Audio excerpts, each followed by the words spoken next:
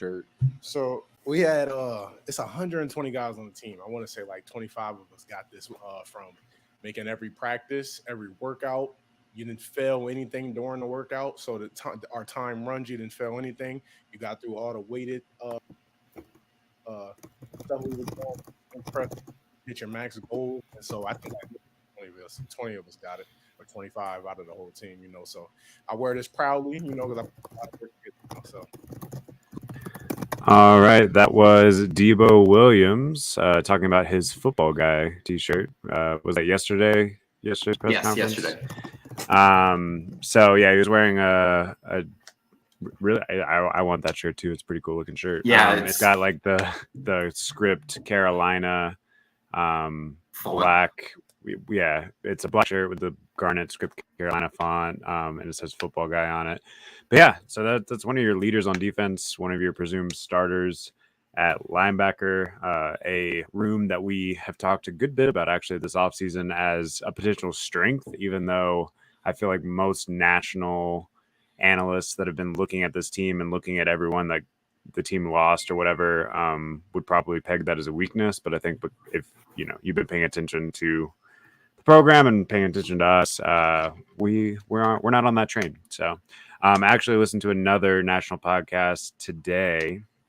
Cover 3 is what I think it was today, and they were breaking down the SEC East, and all of them picked the under 6.5. So that you can see from our preview, if you go back a few weeks ago, we previewed the season, previewed the SEC East, all those things back during SEC Media Days. All of us picked South Carolina to go 8-4. So something's got to give. I got to say, we'll get to game. I might be a little bit off my 8 now. I might be closer to 7, just seeing how some things have gone. But I still think 7's a fair target. But we'll get to that. Yeah, I like to think that us that are paying attention a little bit closer on a day-to-day basis probably have a little bit better feel. But also, who knows? Maybe we're drinking the Kool-Aid a little bit too much. We'll have to find out. So yeah, as Alan mentioned, today we're going to go game by game through the first 6 weeks of the schedule. Start previewing North Carolina very slightly, just 2 weeks away now from that matchup. We're going to get you caught up on the Gamecocks' first scrimmage. We're going to talk about all of the media availability, the final open period of practice that we got to see earlier today. But before we do all that, make sure you like and subscribe wherever you're listening. Check us out on GamecockScoop.com. Become a subscriber over there for just $100 a year. If you missed out on that promotion last weekend, maybe there'll be another one before the season starts. Maybe. But anyway, let's talk a little bit about recruiting. I actually don't have a ton yet on recruiting this week. Daniel Hill is set to announce his commitment decision next week. He got moved up a little bit in the latest 2024 rankings. I guess that's the other recruiting note. All of the 2024 rankings have been updated.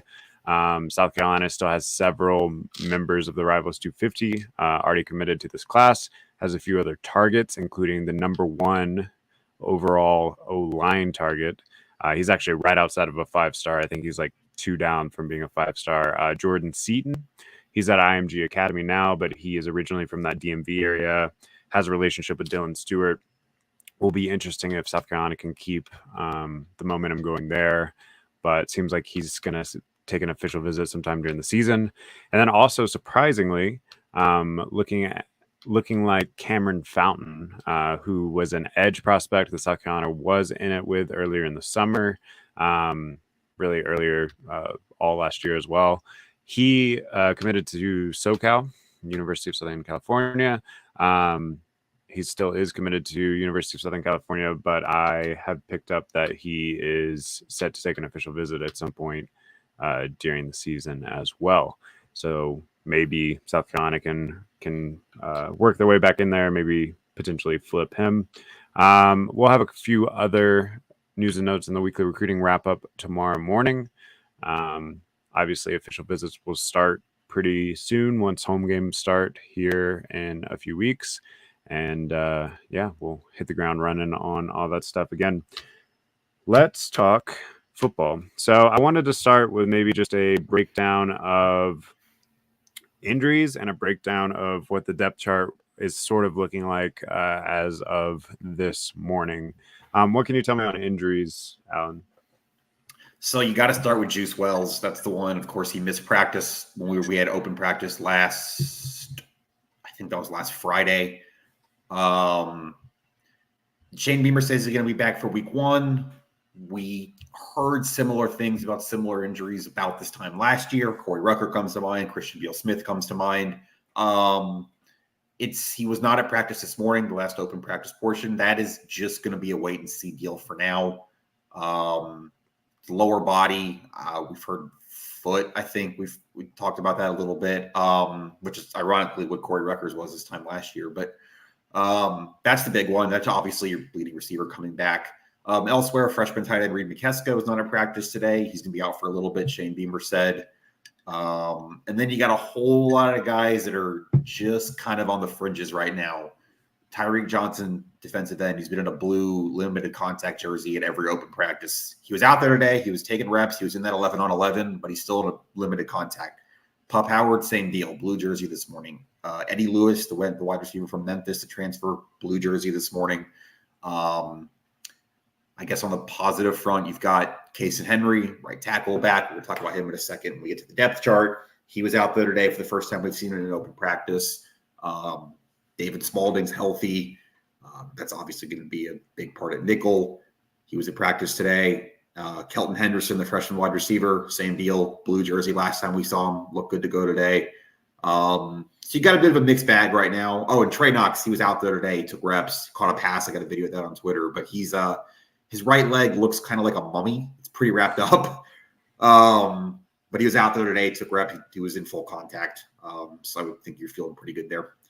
Yeah, I was actually surprised that he wasn't wearing the blue jersey today with the way that leg was wrapped up. But I guess whatever it is must not be too serious, and that's just for reinforcement. Oh, and Pup Howard. Yeah. Did I mention he's got a shoulder?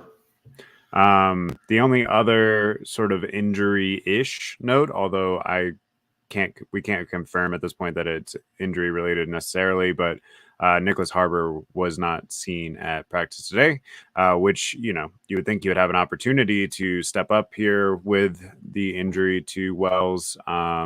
So don't entirely know what's going on there, but we will let you know as soon as we hear what happened with that day. It could just be like he had a class or something, like sometimes weird stuff happens this time of year as school is getting started for these freshmen for the first time as well. But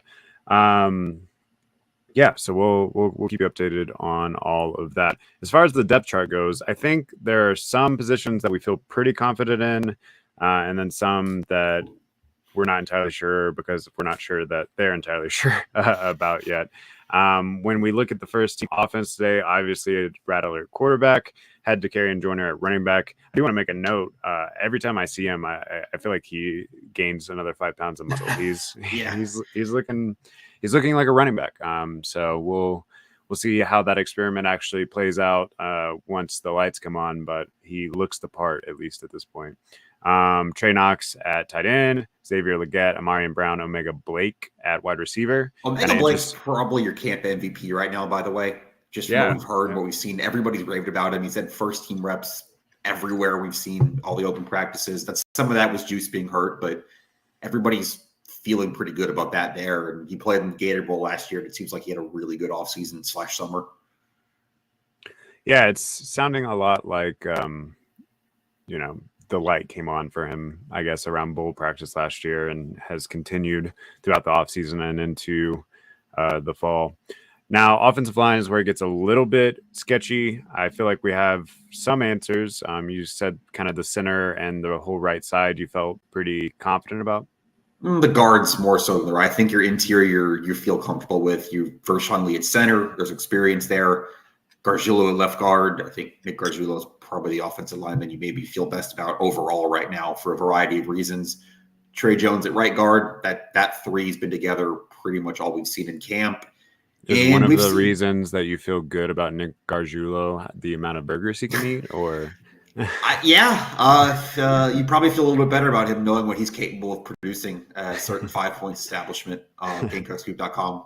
But yeah, tackles where you probably have the question there, and you've kind of seen a bit of a slot machine there, just trying to get the right two guys, those two spots, rotating in and out. Yeah, so we saw Jackson Hughes taking snaps at Mhm. left tackle today. That's the first time that we've seen that during these little open periods. That's the Charlotte transfer. We were talking right before we got on the air. I don't know that you feel super confident if that's what you have to roll with going into Charlotte, although, maybe uh, familiarity with the area or something. I don't know. But yeah, so we've seen that. We talked about how Ja'Kai Moore is the most veteran presence, probably mentally the most prepared there, but physically maybe isn't the most talented of those guys. But do you just?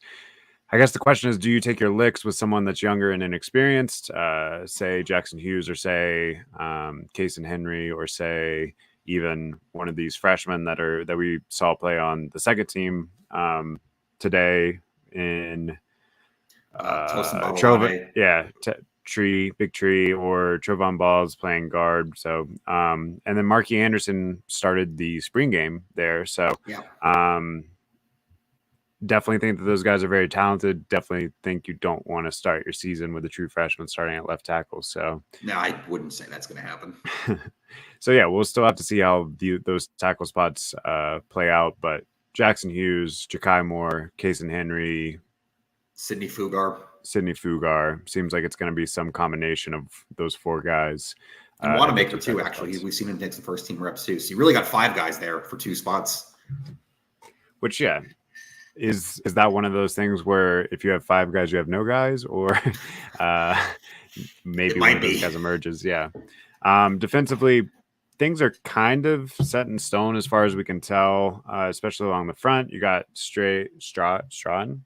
I always get it wrong. Strawn on one edge, Boogie Huntley, Taka Hemingway on the interior, and then transferred Jatius Gear, who actually had some pretty fun quotes, I thought, yesterday at the media availability as well.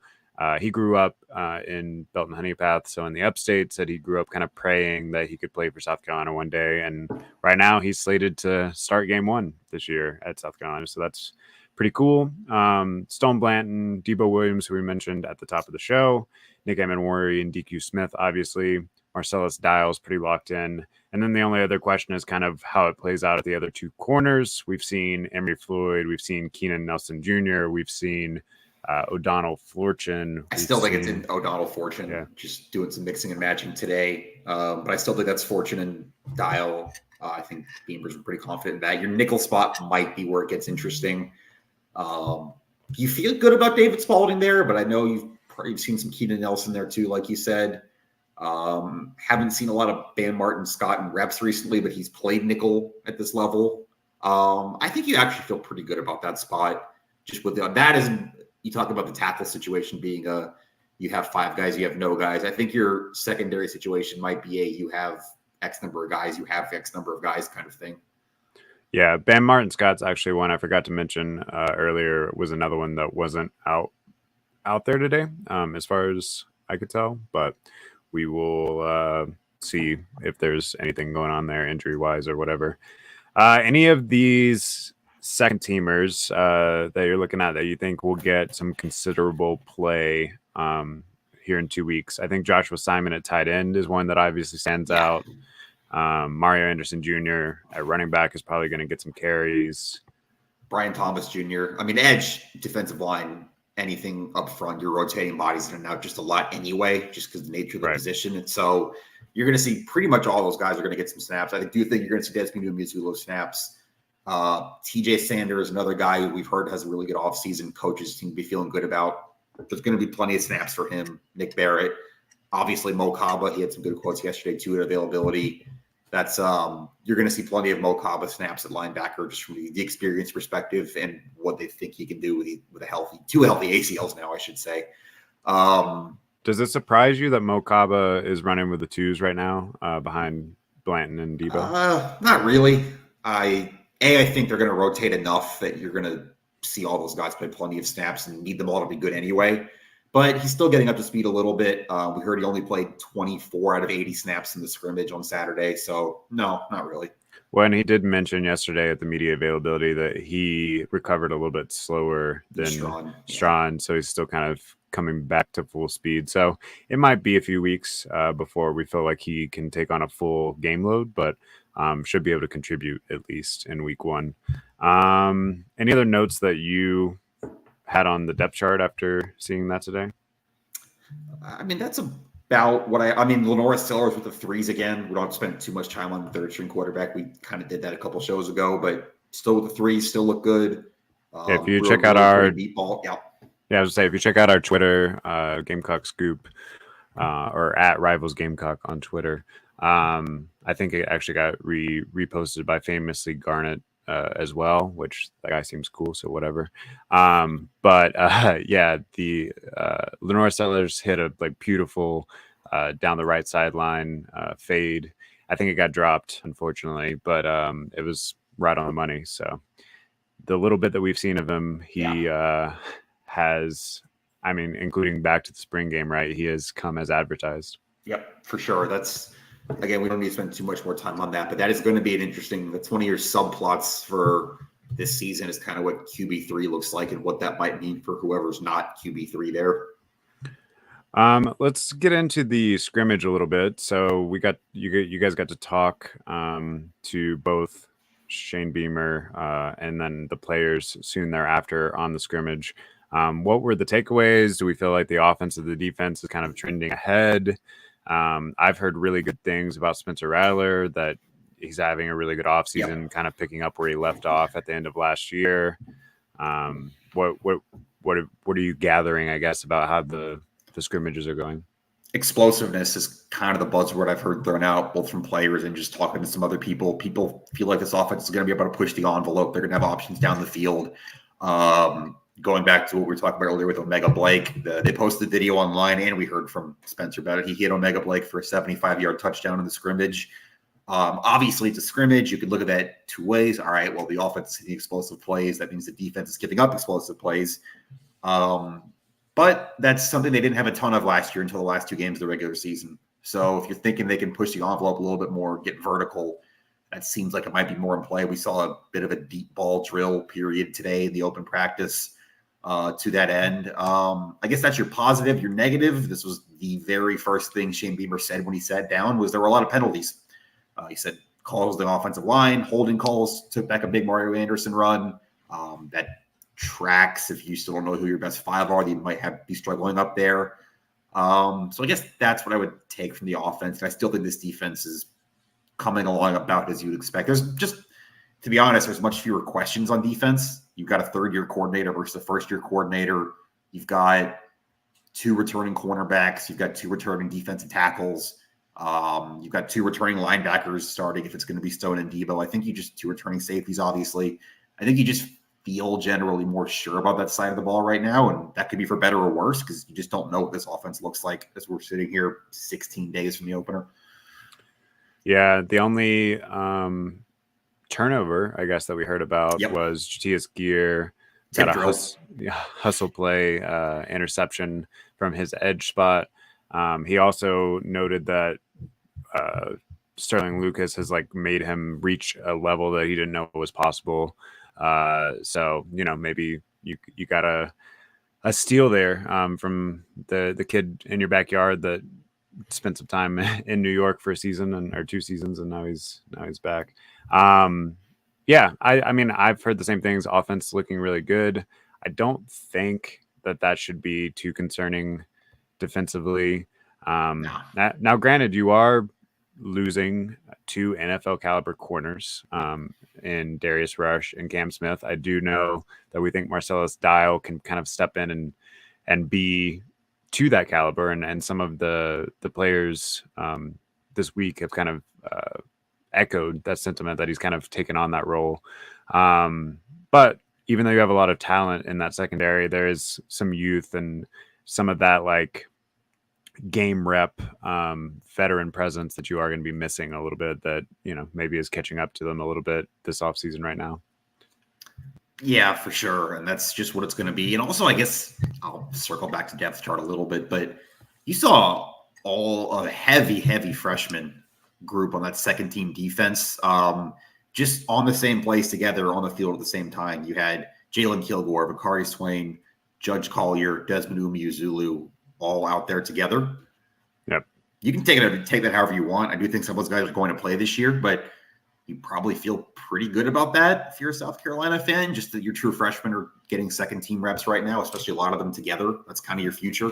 Yeah, and pretty much all of those names are names that I heard this offseason as like these were hits in the recruiting cycle.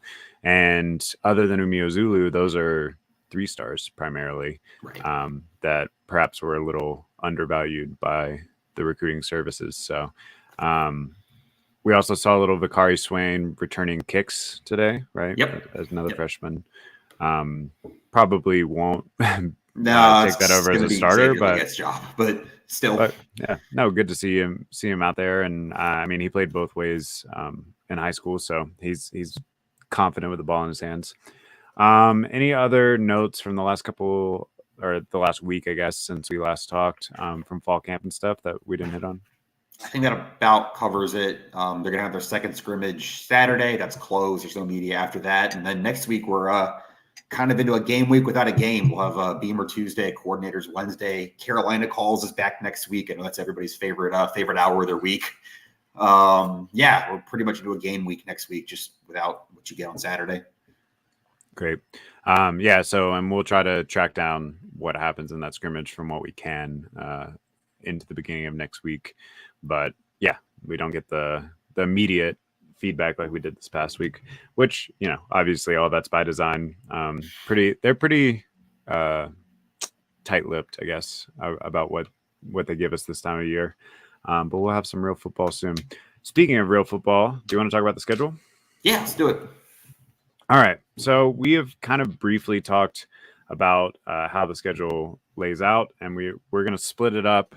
6 games today, 6 games next week. And I think it really is a tale of 2 seasons, with the toughest stretch being right out the gate. If you come out of those first 6 games 4-2, then you start to dream of, you know, a really, really great season, a step forward, 8-9 wins, whatever.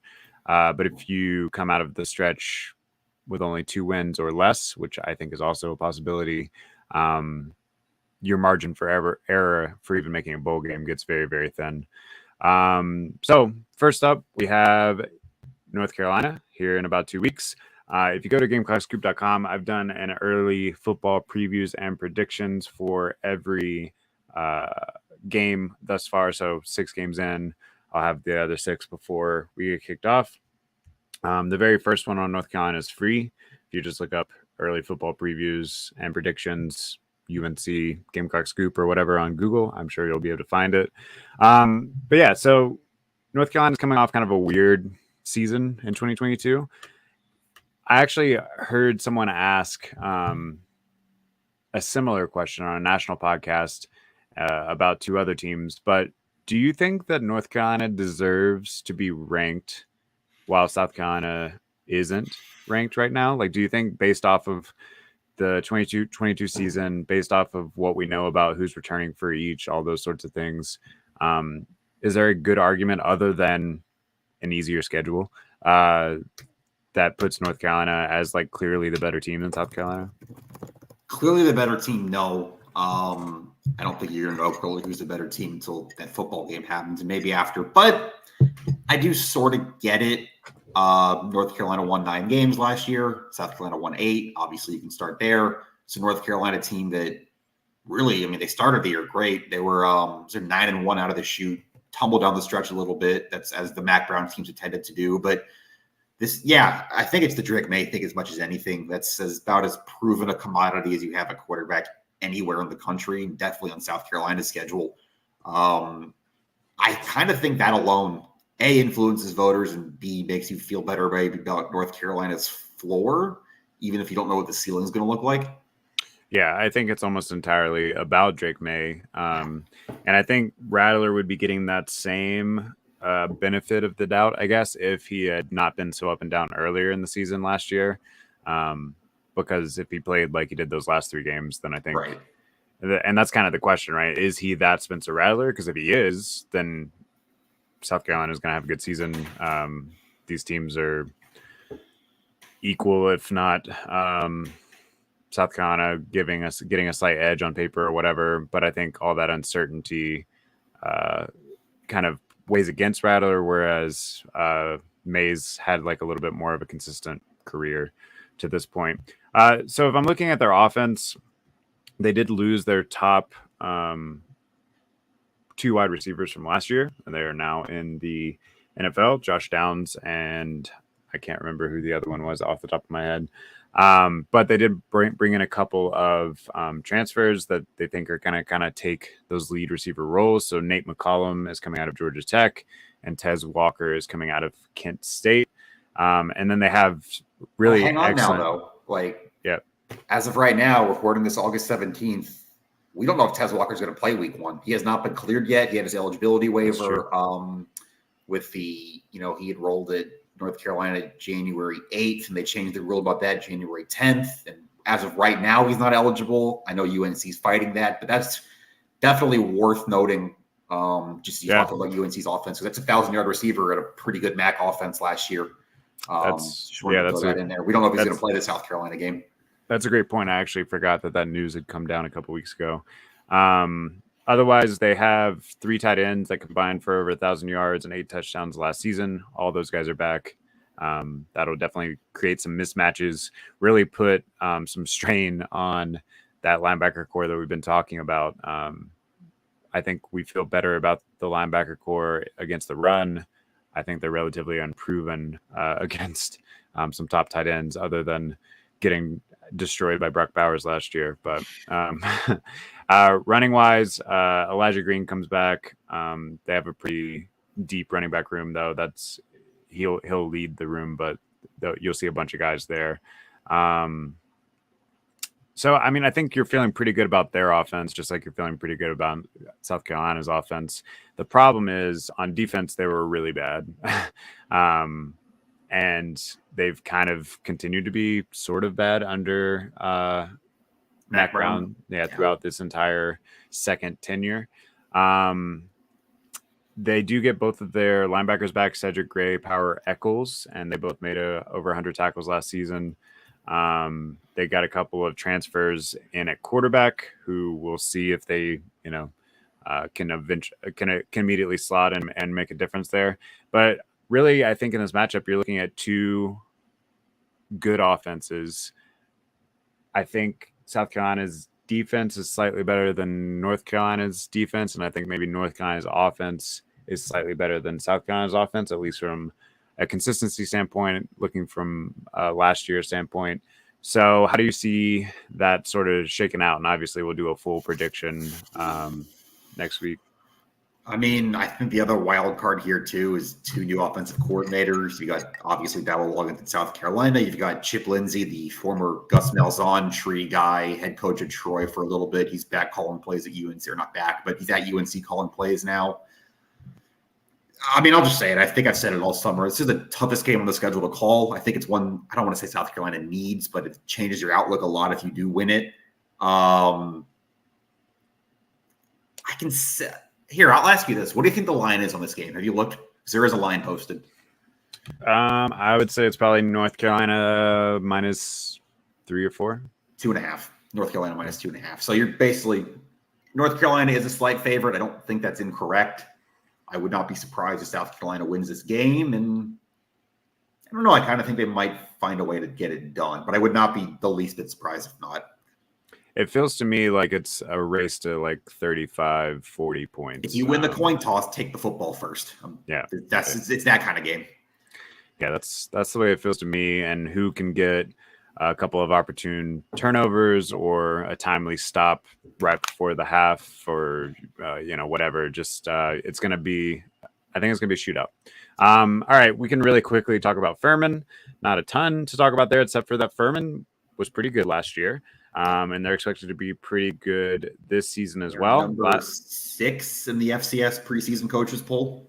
Yeah, so definitely a dangerous team, especially if you are looking ahead to Georgia, have a little bit of a hangover off the opening North Carolina game. I mean, obviously, I think South Carolina should take care of business here, but they're not, a lower tier FCS school. They're up there. They could beat you if you played your, C- game and they played their A+ game. On offense, you're getting Tyler Huff, who came from Presbyterian. Last year, he was actually very accurate, completed almost 70% of his passes, over 2,000 yards. But the real issue is that he's dual threat. So he also rushed for almost 700 yards and 8 touchdowns. That's what that's the main thing you're going to have to watch out for on offense there. Their defense was one of the best in the FCS last year. They defended the run very well, allowed only 116 yards per game. I think probably Furman hangs around for a half or so, and then South Carolina pulls away in the second half. I don't know if you have anything else to say about the old Paladins from Greenville. It's a better FCS program than you've seen either of Shane Beamer's first 2 years here. That'd be Eastern Illinois year 1 and South Carolina State last year. But it is still an FCS program. You are still talking about 63 scholarship players against 85 scholarship players. I think South Carolina pulls away here. I don't have much else to add there. All right. So in an ideal world, maybe you're 2-0, and then you got to go to Athens, which is never very fun. I don't have much to say about this either. I was about to say, on the flip side of how short the Furman preview was, the Georgia preview is also going to be pretty short. They are coming off a perfect 15-0 season. They have I think they have the easiest schedule in the SEC. They will be favored in every game throughout the entire season. They're at home. I mean, the last time that Georgia lost in Athens was South Carolina in 2019. That's maybe one just like juju glimmer of hope that you can have here. If you're looking for other glimmers of hope, Stetson Bennett is gone. Yeah. Not that he was like a crazy talented physical specimen or anything, but he ran the offense well. You have Mike Bobo calling the plays instead of what's his name at Raven. Yeah, he's with the Ravens now in the NFL, Todd Monken. So I do think probably the offense takes a step back. How about the other side of the ball, bud? Defense is going to be just as good as always, if not better. Because actually last year was supposedly a rebuilding year on the defense, and a lot of those guys are back. Maybe you don't get blown out of the building like you did last year, but I still think probably Georgia's going to be a 2 to 3 touchdown favorite, depending on how you do against North Carolina.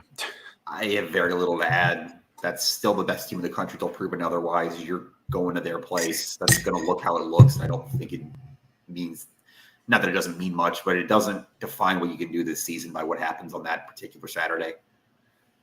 Yeah, I think most people would pencil in a loss there. Don't worry. Every team that they play on their schedule also will do that. Go down there and, try to make it weird. Hope that they have an off day and get into the fourth quarter and see what happens. But it's certainly not one that you would expect to win. So maybe you're sitting at 2-1 after 3 weeks. Then it gets into another, I think, very, very key game on the schedule, especially if you're sitting at 2-1. So you have Mississippi State week 4. You have them at home. And this was probably one of the hardest ones for me to preview because we really don't know what Mississippi State is without Mike Leach, who unfortunately, of course, passed this offseason. They did hire from within with Zach Arnett.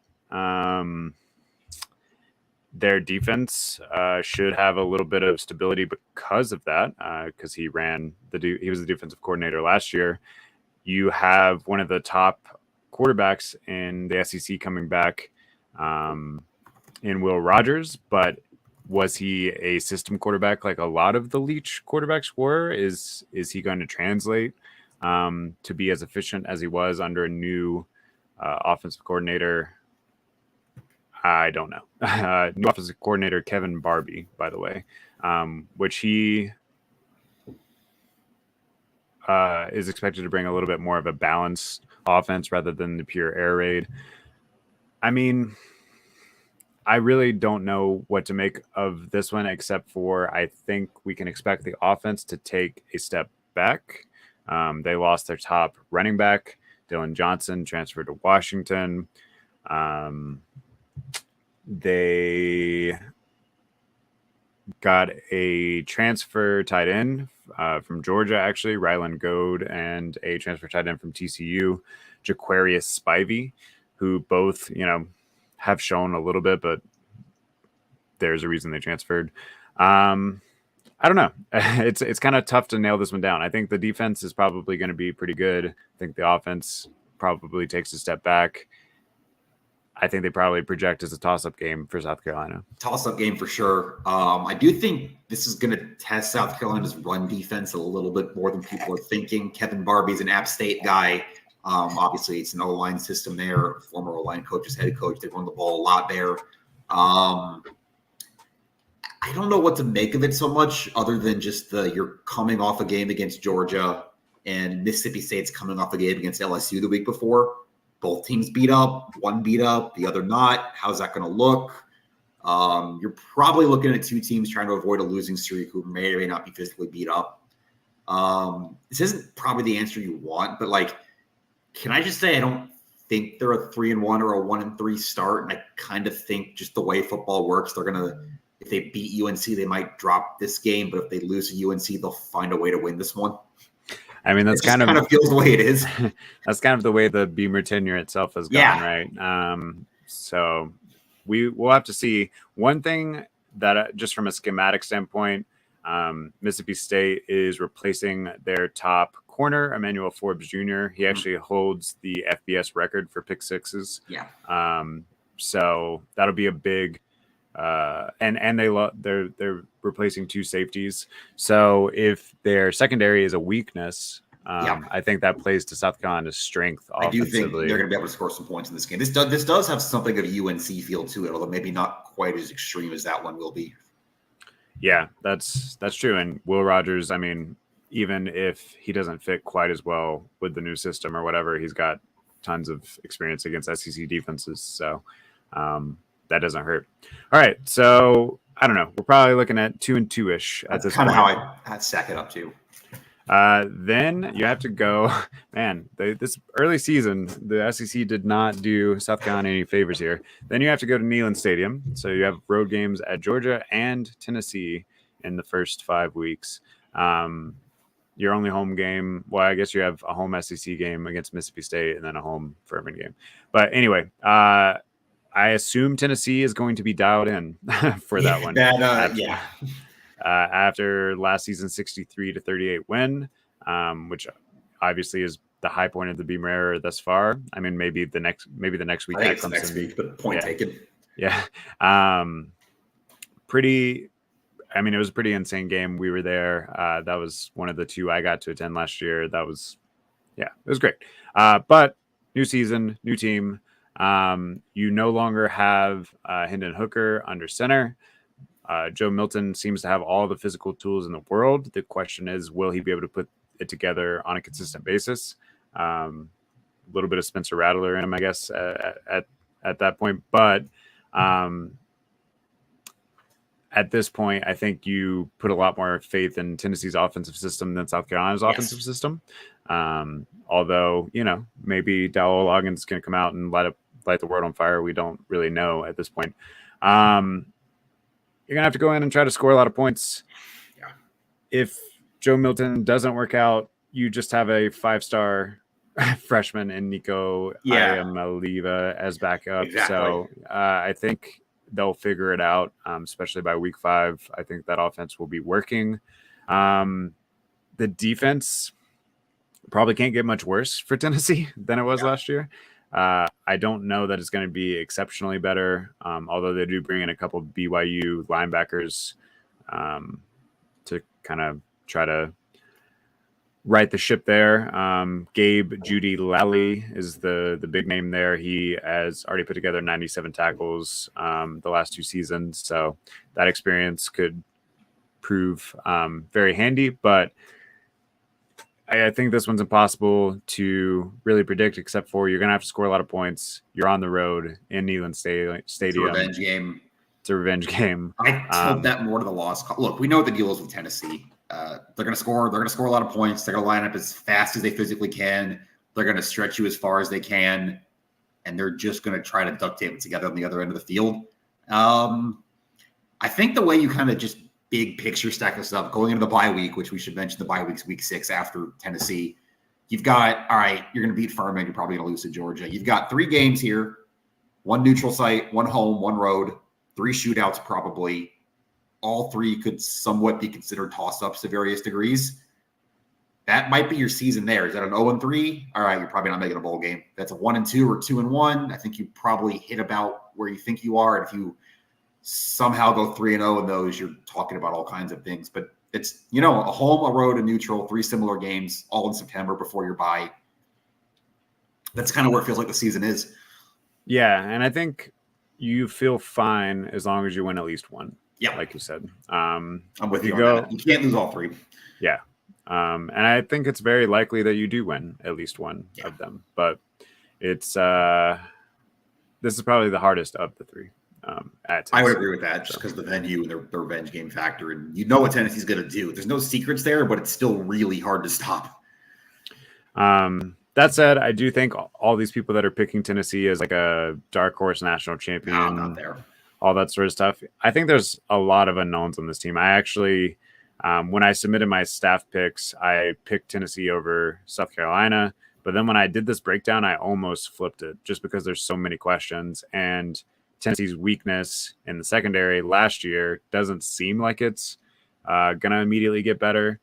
So again, that plays into South Carolina's strength as long as Spencer Rattler's on, which is a pretty big question. So yeah, and you're going to see this year. We're going to talk about another one here in a second. You've got 3 quarterbacks who are all varying degrees of mediocre at Big Ten schools, starting in the SEC this year. You had Joe Milton from Michigan and Tennessee, Graham Mertz from Wisconsin at Florida, who we're about to talk about, and Peyton Thorne from Michigan State is going to be the starter at Auburn. And that's just it's one of the bigger questions. It's one of the more interesting ones for me this season.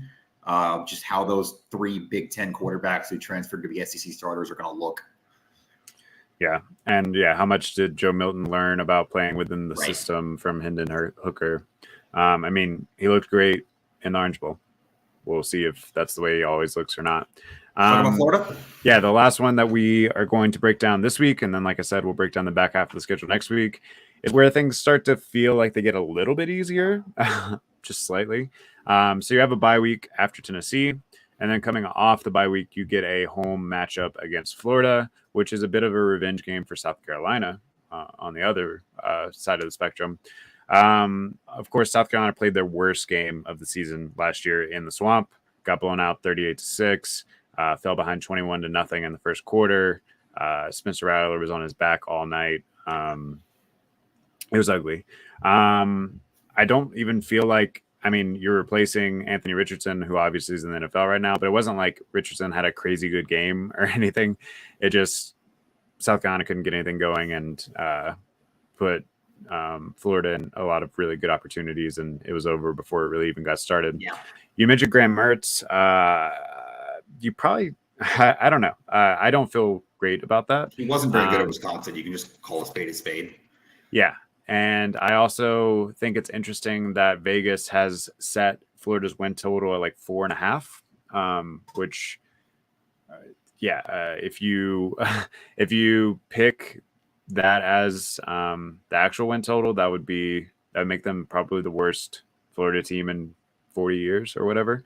13 team with Muschamp, they went 4-8, I think, too. But yeah, I'd be right there. And then they lost back-to-back, they had a losing record in back-to-back seasons for the first time last season, for the first time since 1978 and 79. They haven't had 3 back-to-back losing seasons since the 50s. So there's a lot of pressure on Billy Napier. And to me, one of the big questions here is, like, have the wheels already fallen off for them at this point in the season? Or do they have some momentum? So I do want to look at their schedule real quick. It's Utah week 1. That's, I think, the main thing. They're going to have to go out to Salt Lake and altitude on a Thursday night, and that's probably not going to go well. So they have Utah week 1. They get a break with McNeese State. Then they have Tennessee, get a break with Charlotte, but then they have Kentucky and Vanderbilt. I think if they lose Utah, Tennessee, and then one of those Kentucky Vanderbilt games, that seat's getting real hot for. Because you're spiraling, because you got to remember in the back half of their schedule, they're still going to play Georgia, obviously, and Florida State, obviously, too. Right. So I do think that's very interesting. They do not have a bye week. LSU, too. Heading into the game. As far as like the actual product on the field, I think their defense is going to be very good. You got to find a way to protect Spencer Rattler better than you did last year. The defensive line is probably just as strong as it was last year. And you also got a transfer, Cam Jackson from Memphis, 6'6", 355 pounds, just to add to an already pretty elite defensive line. You're going to have to figure out how to piece together some points. I don't think that they're going to be particularly scary on offense, but this one kind of sets up like a really ugly game to me. I just think straight up, like, South Carolina is better than Florida. We've talked about this over the summer. I'm pretty out on Florida. I'm out on the Graham Mertz thing. I'm not sure. I think they've got some good weapons. Ricky Pearsall's back. That's going to help. It's a pretty good wide receiver. You still got to – you can piece it together in the running game, but you're at home. You're off a bye. That should be about as healthy as you are in a while at that point. I think you're just better than Florida straight up. I think you'll be able to outscore them. And I don't know if Florida's going to be equipped to come from behind either, because I'm still not a believer in that passing game. If you get a couple of scores on them early, I think you win that game, and I think you probably end up one way or another 3-3 after 6, regardless of which 3 you win, which 3 you lose. Well, and we also need to factor in that South Carolina's undefeated. Well, no, they lost against Notre Dame. Before that, they were undefeated anytime they had any extra time. Yes. Under Shane Beamer. So that bye week plays a big factor there. I also think no matter what happens the first 5 weeks, even if the wheels fell off and you went 1-4, during that bye week, you can kind of start to take a sigh of relief and look at the back half of the schedule, starting with this game, and convince the people in the locker room that you could go on a run if you can knock this one down. So I think I would pick South Carolina to beat Florida at this point too. Yeah, and like I said, I could see 2-4. I could see 4-2. I think I'm pretty much at 3-3 after 6, and we'll come back and get into the second half of the schedule and do some over-unders for some yardage, some tackles, some Kai Kroger touchdowns. I don't know. We'll see what we can think of between now and next week. Yeah, I do think, and this is just a little teaser for the back half of the schedule that we'll talk about next week. I do think if you escape those first 6 games 3-3, you start to dream of 8-9 wins easily. If it's more like 1 or 2 games, then you're just really hoping that you can piece together a bowl run there. Yeah. And yeah, if it's 4, then you're hoping some weird stuff happens and you're playing in the SEC championship or something, but we'll have to see how that all goes. All right, so we'll be back here next week to talk. We got one more note news-wise. Oh, yeah. Mark Kingston's contract's getting extended tomorrow. Board of Trustees meeting. He, at this exact moment, has 2 years left on his deal. Well, less than 2. It expires at the end of June of 25. But 2 baseball seasons left on his contract. That's about the regular time you extend a college coach anyway. That's obviously where he got his last extension. We'll have coverage of that. I'll be at the meeting tomorrow, which hopefully goes quicker than Dowell Loggins one did. But see what the buyout gets reset to. We'll see what his raise looks like. He's currently the 2nd lowest paid SEC baseball coach. I don't think that's going to stick after getting to a super regional. And we'll just see what the new baseball coach contract looks like. We'll have coverage of that tomorrow. That's all I wanted to say. Yeah, it's still kind of, we'll talk more about this after probably next week, but it still feels kind of weird because you made the super regional this year. You still feel like you underachieved most of his tenure thus far, except for this year. So it puts you in kind of a weird spot where you're like, you obviously have to extend him after the super regional appearance and losing competitively to the eventual second place team in the country or whatever. But I don't know that you have a full vote of confidence at this point yet either, and you don't want to lock yourself into something you can't get out of. I know the question of, because, when they extended his contract after 21, which is a regional team, they reset the buyout all the way back to its original point when they first signed the contract. That was $2.2 million. That made it functionally impossible to fire him after the 22 season where you bottomed out and finished under 500. I don't think they're going to make that mistake again, just given what happened last time they reset the buyout, but we'll have to see what those numbers look like tomorrow. And I mean, granted, if I'm Kingston's agent, I'm like, well, you gave me this after a regional now performance, and now exactly. We'll see what happens. Yeah, that'll actually be really interesting. Everyone should tune into that on GamecockScoop.com tomorrow. We'll have some live updates and some thoughts right after that.